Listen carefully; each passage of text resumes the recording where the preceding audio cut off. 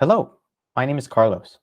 I'm an engineer at the Center for Reimagining Learning, also known as tCRIL. Today, I'll be presenting a brief proposal of the adoption of a standard Python toolbox. I'll be reviewing some Python packages we have found to be used within a number of the Open edX repos and how they work. Let's start with a quick Q&A session. Who is this for? An open source community with many contributors from many backgrounds. What are we talking about?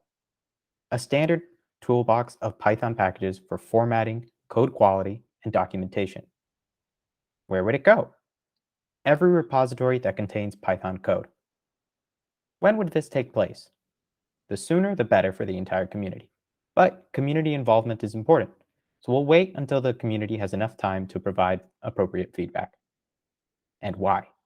To standardize the Python development experience for all contributors to this open source project. Let's begin with some formatting tools. Let's start with isort. Isort is used to sort the imports in a .py file. Isort sorts imports alphabetically and automatically. Isort has a command line utility. And isort also provides plugins for a variety of editors.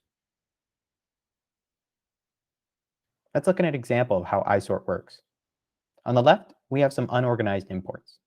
They're not in alphabetical order, nor are they split up by category.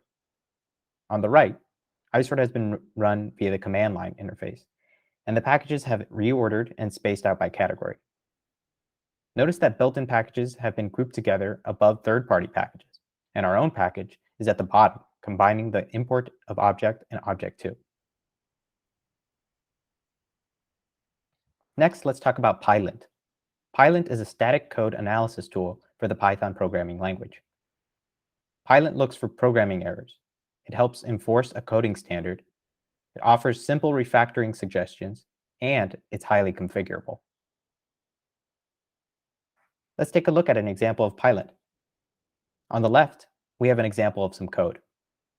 And on the right, we have the output of running Pylint via the command line.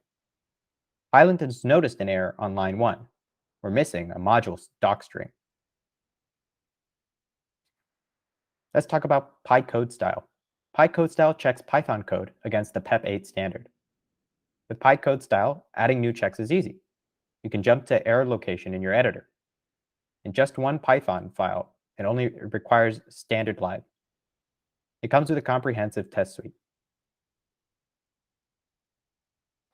Let's take a look at an example using Pycodestyle. On the left, we have some code. On the right, we have the output of Pycodestyle.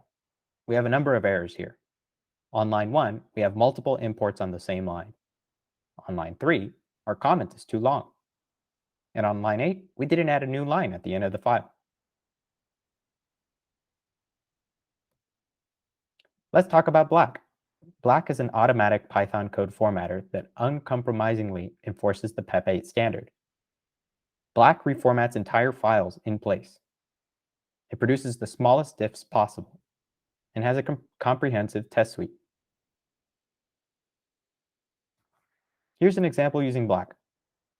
On the left, we have code before running Black via the command line. Notice how the function definitions are messy. On the right, we have the same functions. Black has automatically cleaned up the spacing. Now let's take a look at some code quality tools. Mypy is a package that adds type annotations to Python code. Mypy catches many programming errors without having to run it. Mypy features type inference, gradual typing, generics, and union types. Mypy makes code easier to understand, debug, and maintain. Here is an example using Mypy's static typing. On the left, we have Python code depicting a function that produces a generator object that generates Fibonacci numbers less than the input n. As you can see from this function, we can't tell what the output of the function is from just reading the function name. On the left, we have the same function, but with Mypy static typing.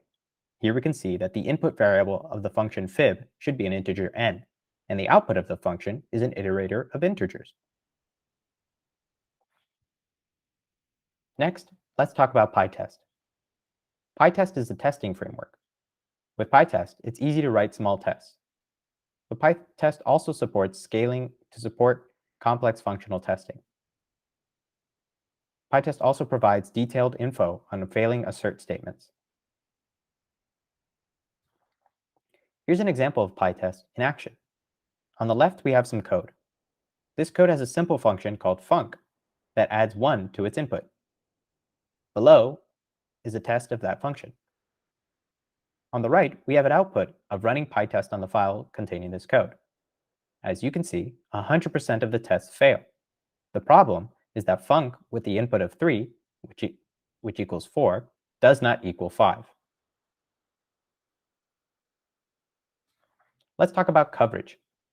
Coverage is a Python package that measures code coverage. Coverage determines which lines are executable and which have been executed. Coverage also provides a command line interface with many options. Here's an example of coverage. On the top left box, we have some code with a simple function.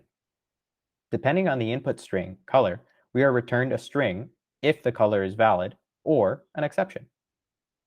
On the top right, we have some tests to test our function. The tests only test the strings green and yellow. At the bottom is the output of running coverage via the command line. As we can see, example.py has 62% coverage. The tests miss covering lines 6 through 9, namely the else-if statement with the string red and the else statement that raises an exception. Lastly, let's talk about a documentation tool. Sphinx is a tool that creates intelligent and beautiful documentation. Sphinx uses restructured text, or RST, as its markup language. Sphinx can output to HTML, plain text, LaTeX, and PDF. Sphinx has extensive cross-references and hierarchical structures with automatic indices. Here's an example of Sphinx. On the left, we have an example of RST. This RST is fairly bare bones, but does contain a couple of headers. On the right, we have the HTML output rendered by Sphinx. Sphinx does a great job of turning writable RST into clean and readable documentation.